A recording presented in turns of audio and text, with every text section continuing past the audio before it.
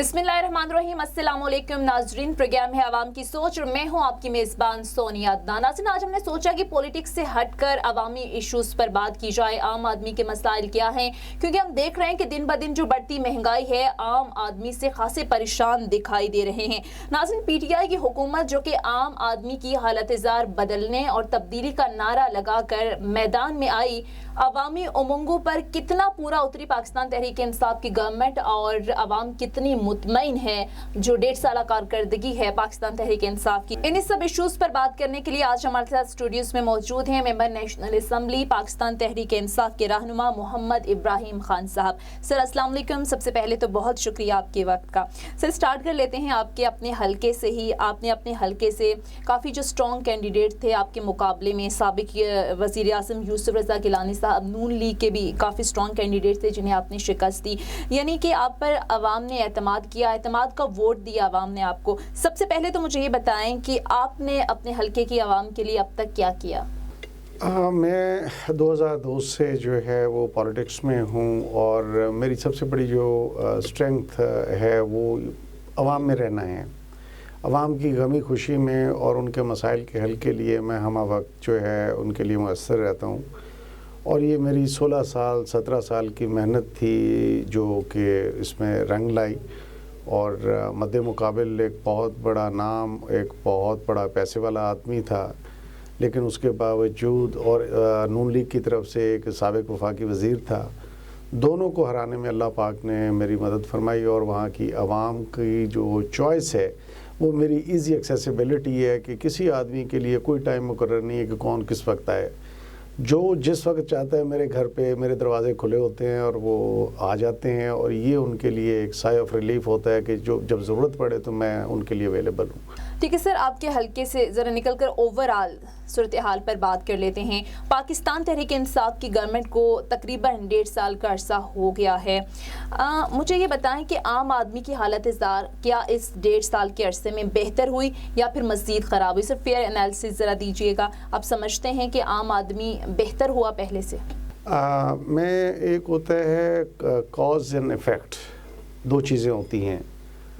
हमने वाकई बहुत हाई होप्स दी भी हैं और इंशाल्लाह हम उसको डिलीवर करने में कामयाब भी हो जाएंगे, लेकिन जितना टाइम पीरियड हमने सोचा था कि 2 4 6 महीने में ये हो जाएगा, ऐसा नहीं हो रहा। हमें कम से कम 1.5 साल दरकार है, जिसमें से कि 1.25 साल गुजर चुका है और नेक्स्ट 2-3 माह के अंदर मज़ीद आपको चीज़ें बेहतरी की तरफ आना शुरू हो जाएंगी। आप देखें आपके तमाम इकनॉमिक इंडिकेटर्स जो हैं वो बेहतरी की तरफ चले गए हैं।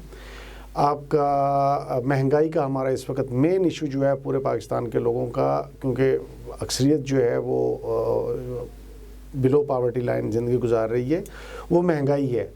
महंगाई को भी हम कर्टेल करने में बल्कि उसको बेहतरी लाने में कामयाब हो जाएंगे।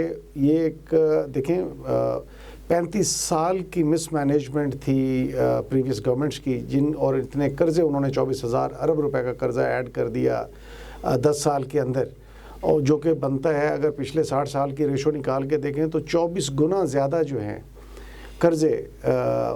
सबका 47 से लेके 2007 तक 60 साल में एवरेज कर्ज़ा बनता था 100 अरब, अब इन्होंने कर दिया 2400 अरब। तो 24 गुना इन्होंने कर्जे जब बढ़ाए तो फिर उसका इंटरेस्ट जो है देना और वो उनकी किस्तें अदा करना जो था वो हमारे लिए बहुत बड़ी हर्डल थी, लेकिन उस पर हमने काबू कर लिया है। ठीक है सर, आप तो मैशत मुस्तहकम होने की बात कर रहे हैं। मूडीज़ की जो रिपोर्ट भी आई उसमें भी मैशत की मुस्तहकम होने की बात की गई, लेकिन सर ये जो आम आदमी है, हम लोग जो आम लोग हैं वो ये समझते हैं कि महंगाई अगर बढ़ गई तो फिर मैशत की सूरत हाल ख़राब हो गई, अगर चीज़ें सस्ती हुई तो फिर मैशत अच्छी है। तो फिर जो मैशत मुस्तहकम होने के दावे किए जा रहे हैं, इस पर आम आदमी को इसके समरात कब मिलेंगे? आम आदमी को इससे फ़ायदा कब पहुंचेगा? आप बिल्कुल ठीक कह रही हैं। मैं बल्कि 2 दिन पहले अपने गांव में था तो एक लेमैन मेरे सामने बैठा हुआ मुझे कह रहा था जी कि हमें नहीं पता कि आप क्या कर रहे हैं क्या नहीं कर रहे, लेकिन पिछले 1.5 साल में हमें जो है रोटी हमें अपने आप से दूर होती हुई नज़र आई है, क्योंकि गरीब आदमी तो रोटी खाता है ना जी। तो उसने कहा जी वो हमारी पहुंच से बाहर होती हुई नज़र आई है। मैंने कहा इंशाअल्लाह अब आपको ये करीब होती नज़र आएगी और बहुत करीब हो जाएगी। اور اس کے لیے دیکھیں ٹائم درکار ہوتا ہے اکنامک ایکٹیویٹی کو ری جنریٹ کرنے میں، اور اکنامک فنڈامنٹلز کو یا اس کی جو پراپر ہونا چاہیے اکنامک ریوائول کے لیے بہت ضروری ہے کہ آپ جو ہے وہ پہلے فنڈامنٹلز کو چینج کریں. وہ ہم نے کیے. ہم نے جو بیلنس آف ٹریڈ تھا اس کو، ٹریڈ ڈیفیسٹ کو وہ کنٹرول کیے ہیں. وہ معاملہ جو پلفریجز تھیں ہماری اکانومی کی، ان کو ہم پہلے کنٹرول کریں گے. جب وہ کنٹرول ہوں گی تو پھر دیکھیں اب آپ روپیہ آپ کا آہستہ آہستہ بہتر ہوتا جا رہا ہے. جو ہی روپیہ بہتر ہوتا جائے گا آپ کی میں مقصد ہے یہاں پہ وہ مہنگائی میں آپ کو کمی آتی نظر آئے گی، کیونکہ روپے سے پھر لوگوں کی بائنگ پاور بڑھ جائے گی. لیکن سر ہم دیکھ رہے ہیں کہ یہ جو مہنگائی ہے اس سے عام آدمی جو ہے وہ پستا چلا جا رہا ہے. پچھلے ہفتے کے پاکستان بیورو اسٹیٹسٹکس کے کچھ فیکٹس اینڈ فگر جو میں اگر آپ کے سامنے رکھوں تو سر جو عام اشیاء ضروریہ ہیں ان کی قیمتوں میں بے پناہ اضافہ ہوا ہے. اگر آپ ٹماٹر کو دیکھ لیں تو 437% بڑھا، پیاز جو ہے وہ 160% بڑھا، دال مونگ کی اگر بات کی جائیں 60% اس کی قیمتیں بڑھی، آلو 40% اس کی قیمت بڑھی. بجلی کے یونٹ جو کہ پچھلے سال 17 روپے تھے اب 17 سے 27 روپے ہو گئے. یعنی کہ جو عام آدمی کا بجٹ تھا وہ اس سے متاثر ہوا ہے. تو پھر سر عام آدمی کہاں جائے؟ کیونکہ انکم تو وہی ہے لیکن مہنگائی سے یہ جو صورتحال ہم دیکھ رہے ہیں دن بہ دن مہنگائی بڑھتی جا رہی ہے، اس سے عام آدمی کا بجٹ متاثر ہوا ہے. پھر عام آدمی جائے تو کہاں جائے؟ آپ کہہ رہے ہیں کہ اگلے 1-1.5 سال تک حالات بہتر ہو جائیں گے، تو اس 1.5 سال کے عرصے میں پھر کیا کیا جائے؟ میں نے عرض کیا کہ پہلے تو آپ کی میں آ جاؤں نا چیزوں کی، مہنگائی کی، کھانے پینے کی اشیاء جو ہیں جی، اس میں دیکھیں دنیا میں آپ کسی بھی ملک میں چلے جائیں وہاں پہ کراپ زوننگ ہوتی ہے کہ آپ اس ایریا میں فلاں کراپ لگا سکتے ہیں، فلاں نہیں لگا سکتے. پاکستان واحد ملک ہے جہاں پہ ابھی تک کراپ زوننگ کا کوئی کانسیپٹ نہیں تھا. اب ہم نے ریکمینڈ کیا ہے کہ آپ کراپ زوننگ کریں، جس سے تاکہ جو چیز ضرورت کی ہے وہ آپ پوری آبادی پہ اس کو دیکھ کے آپ مینیج کر کے اس کو کریں تاکہ کسی چیز کی کمی نہ ہو.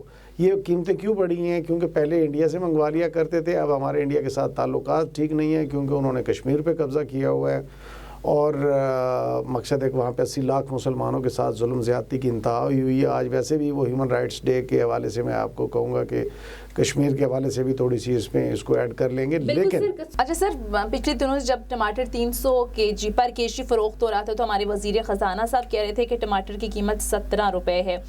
تو سر آپ نہیں سمجھتے کہ ہمارے جو وزراء ہیں یا پھر گورنمنٹ میں بیٹھے سینئر لوگ ہیں انہیں تو ادراک ہی نہیں ہے عوامی مشکلات کا، عوامی مسائل کا؟ آپ بالکل ٹھیک کہہ رہی ہیں. جب تک میں سمجھتا ہوں کہ گراس روٹ لیول کے لوگ آگے نہیں آئیں گے، جن کو ہارڈ شپس کا پتہ نہیں ہے، تو پھر اس قسم کے بیانات آئیں گے. تو یہ ایڈمٹ کرنے والی بات ہے اور ریئلائز کرنا چاہیے کہ جو جب تک ہم پرابلمز کو آئیڈینٹیفائی نہیں کر پائیں گے پھر ان کا سلوشن تو آ ہی نہیں سکتا. تو پہلی چیز ہوتی ہے ہمیشہ پرابلم آئیڈینٹیفیکیشن. ہمارا سب سے بڑا ایشو اکنامک ریوائول تھا، وہ ہم ریوائول کی طرف آ گئے ہیں. اب ہماری یہ جو کساد بازاری ہے، مہنگائی ہے، کچھ مہنگائی مقصد ہے کہ یہ روپے کے گرنے کی وجہ سے ہوئی، اور کچھ جو ہے پھر لوگوں نے اس کو، کیونکہ ہماری بدقسمتی اس ملکی کے یہاں پہ اپرچونٹی کو جو ہے وہ دوسرے کی مزری کو اپرچونٹی لے کے استعمال کیا جاتا ہے، اور لوگوں پہ مقصد ہے اتنی مہنگائی تھی نہیں ایکچولی جتنی کر دی گئی تھی.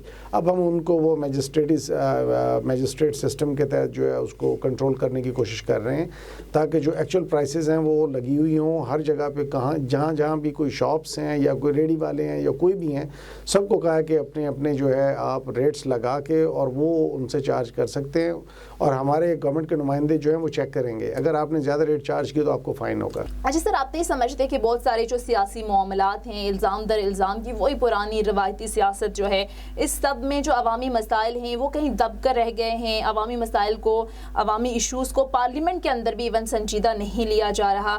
حکومت کی ذمہ داری اس پر بنتی ہے کیونکہ اپوزیشن کا کام ہے جو ہے وہ حکومت پر تنقید کرنا، لیکن پاکستان تحریک انصاف کی گورنمنٹ جو کہ عام آدمی کے مسائل کو سمجھنے کی بات کرتی تھی وہ بھی ان ایشوز پر بات نہیں کرتی. آپ بالکل ٹھیک کہہ رہی ہیں، آپ نے صحیح آئیڈینٹیفائی کیا ہے. بیسیکلی ہمیں پارلیمنٹ میں بھیجا گیا ووٹ دے کے اس لیے کہ ہم لوگوں کے لیے زندگی میں آسانی پیدا کریں، لیکن یہاں پہ بدقسمتی یہ رہی ہے کہ ڈیموکریسی کے نام پہ وہ تھی مناپلی، 2 خاندانوں کی مناپلی تھی، اور پھر جو لوگ انہی خاندانوں کے بنائے ہوئے دیے ہوئے ٹکٹوں سے بن کے آئے، پھر وہ صرف انہی خاندانوں کی پروٹیکشن میں لگے رہے، وہ قومی مفادات کے جو چیزیں تھیں اس طرف ان کی توجہ نہیں گئی۔ نتیجتاً یہ ہوا کہ وہ ایک دوسرے پہ الزامات اور ان چیزوں میں زیادہ وقت ضائع ہوا۔ ہم یہ چاہ رہے ہیں کہ آپ ایشو بیسڈ بات کریں، ایشو بھی کون سے ہوں جو کا ملک اور قوم سے ریلیٹڈ ہوں، نہ کہ چند افراد کے لیے۔ یہاں پر کوئی بھی میں ہوں یا کوئی اور ہو، کچھ افراد کے لیے نہیں، یہ ملک 22 کروڑ لوگوں کا ہے، تو 22 کروڑ لوگوں کے مفادات کو جب تک سامنے رکھ کے ہم بات نہیں کریں گے، اس وقت تک مقصد ہے کہ اس قسم کا ماحول بنتا رہے گا۔ لیکن ہم اس سے گیئر جو ہے ہم نے شفٹ کی ہے کہ ہم یہ جو ان کو سزائیں ہیں، انہوں نے جو کرتوت کی ہیں، ان کو ان کی سزائیں مل جائیں گی، اس کے لیے قانون موجود ہے، ادارے موجود ہیں۔ ہمیں اب پیورلی توجہ دینی چاہیے ڈیلیورنس کی طرف، تاکہ جو چیزیں ابھی آپ بھی پوائنٹ آؤٹ کر رہی ہیں، مہنگائی ہے، بے روزگاری ہے، اس کو ہم نے کس طرح سے قابو کرنا ہے، اور لوگوں کو جو ہے بہتر جو ہے اپرچونٹی پرووائڈ کرنے کے لیے اور زندگی میں آسانیاں پیدا کرنے کے لیے ہمیں پالیسیز بنانی ہیں، تاکہ جب آج سے 3.5 پونے 4 سال بعد ہم دوبارہ جائیں ووٹ کے لیے تو ریلیف دیں گے تو لوگ ہمیں ووٹ دیں گے، ادروائز اگر یہ نہیں رہے تو پھر ہم نے کہاں سے۔ بالکل سر، اگر کرپشن کی ہے، منی لانڈرنگ کی ہے تو عدالتیں موجود ہیں، عدالتیں انہیں سزائیں دیں، بجائے اس کے کہ جس طرح سے وزیر اعظم عمران خان صاحب جب اپوزیشن میں تھے تو وہ یہی باتیں کرتے تھے کہ فلاں نے کرپشن کی۔ اب ہم دیکھ رہے ہیں کہ کیسز بن بھی رہے ہیں، اور کرپشن بجائے اس کے کہ پیسہ ملک میں آئے، ریکور ہو، وہی لوگ بیرون ملک بھی جا رہے ہیں۔ تو صورتحال آپ کے سامنے ہے، لیکن اس سب میں عوامی ایشوز کو بالکل سیریس نہیں لیا جا رہا۔ اپوزیشن تو وہ ایک کارنر ہو چکی ہے، وہ اپنے ان کا ایک ہی ہے کہ ہمارے لیڈرشپ کو جو ہے وہ کسی نہ کسی طریقے سے ان کی جان بخشی ہونی چاہیے۔ ہماری سوچ جو ہے وہ پریارٹی جو ہے وہ پاکستان ہے، اور ہم نے کہا ہے کہ اب ہمیں ان کی بجائے ادھر توجہ دینے کے ہمیں جانا چاہیے پاکستان اور پاکستان کے لوگوں کے مسائل کی طرف، کیونکہ اصل چیز وہ ہے۔ اگر ہم ڈیلیور کر پاتے ہیں ان 3.5 پونے 4 سالوں میں تو نیکسٹ ٹائم ہمیں عوام بلائیں گے۔ اگر ہم نے نہ کیا تو بھول جائیں کہ آپ جو مرضی کہتے رہیں، اب باتوں سے کام چلانے کا وقت ختم ہوا، اب عملی طور پہ کچھ کر کے دکھانا پڑے گا۔ ٹھیک ہے سر، اب مسئلہ کشمیر پر آ جاتے ہیں۔ انسانی حقوق کا عالمی دن آج منایا جا رہا ہے، مقبوضہ کشمیر کی جو صورتحال ہے وہ بھی آپ کے سامنے ہے۔ آج 125واں دن ہے، کرفیو وہاں پر ہے، انتہائی ظلم و ستم ڈھائے جا رہے ہیں۔ تقریروں سے نکل کر، بیانات سے نکل کر گورنمنٹ کی جانب سے، پاکستان کی جانب سے کیا عملی اقدامات کیے گئے ہیں؟ کیونکہ ہم دیکھ رہے ہیں کہ اقوام متحدہ جو عالمی طاقتیں ہیں وہ بھی صرف خاموش تماشائی کا کردار ادا کر رہی ہیں، عملی طور پر ہمیں صورتحال نظر نہیں آ رہی، کہیں کوئی کام ہوتا ہوا نظر نہیں آ رہا۔ اگر آپ پچھلے 70 سال کا ریکارڈ اٹھا کے دیکھیں تو کشمیر کو ایک ڈیڈ ایشو کر کے ایک کونے میں پھینک دیا گیا تھا۔ پرائم منسٹر آف پاکستان نے جا کے اس معاملے کو اقوام متحدہ میں اٹھایا ہے اور پوری دنیا کو بتایا ہے کہ کشمیر کا ایشو بہت سیریس ہے، اور یہ جو ہے ایک فلیش پوائنٹ ہے، یہ کسی بھی وقت اس پہ مقصد ایرپٹ ہو سکتا ہے، اور یہ پوری دنیا کے لیے خطرناک ثابت ہو سکتا ہے۔ کشمیریوں کا رائٹ ٹو سیلف ڈٹرمنیشن جو ہے وہ کسی صورت بھی پوری جو دنیا کی اقوام عالم کی جمہوریت پسند قوتیں ہیں، وہ جمہوریت کا بیس ہی یہی ہے کہ آپ لوگوں کو ان کے حقوق دیتے ہیں، اور ہمارے وہ جو چارٹر آف ڈیموکریسی ہے، اپنا چارٹر آف یہ UN چارٹر کے تحت آپ نے ان کے حقوق کو انشور کیا ہے کہ ان کو پلیبسائڈ کا جو ہے ان کو ملنے چاہیے، لیکن کوئی اس پر بات کرنے کے لیے تیار نہیں تھا۔ اور میں کہتا ہوں اس وقت دنیا میں پورے اس پلانٹ ارتھ پہ سب سے بڑا جو انسانی حقوق کی پامالی کا المیہ ہے وہ کشمیر ہے، اور سینٹر آف گریوٹی اس وقت وہ بنا ہوا ہے کہ اتنے بڑی تعداد میں 80 لاکھ لوگوں کو جیل بند کر دینا اور ان پہ تشدد، ظلم، زیادتی، جان مال، رزق، کسی چیز کی ان کی وہ حفاظت نہیں ہے۔ تو میرے خیال میں ہمیں یہ جو اس سال کا یہ جو ہے ہیومن رائٹس کے حوالے سے ہمیں یہ کشمیر کے نام کرنا چاہیے اور کشمیری کے حقوق کے لیے اٹھنا چاہیے اور بات کرنی چاہیے۔ ٹھیک ہے، بہت بہت شکریہ ممبر نیشنل اسمبلی رہنما پی ٹی آئی محمد ابراہیم خان صاحب آج ہمارے ساتھ پروگرام میں موجود تھے. ناظرین، عوامی ایشوز کو آج ہم نے کوشش کی کہ انہیں ہائی لائٹ کیا جائے. امید ہے کہ آنے والے دنوں میں حالات بہتری کی جانب جائیں گے. یہ تھا ہمارا آج کے پروگرام. اس پروگرام کے حوالے سے فیڈ بیک ضرور دیجیے گا. اگلے پروگرام تک اجازت دیجیے. خدا حافظ.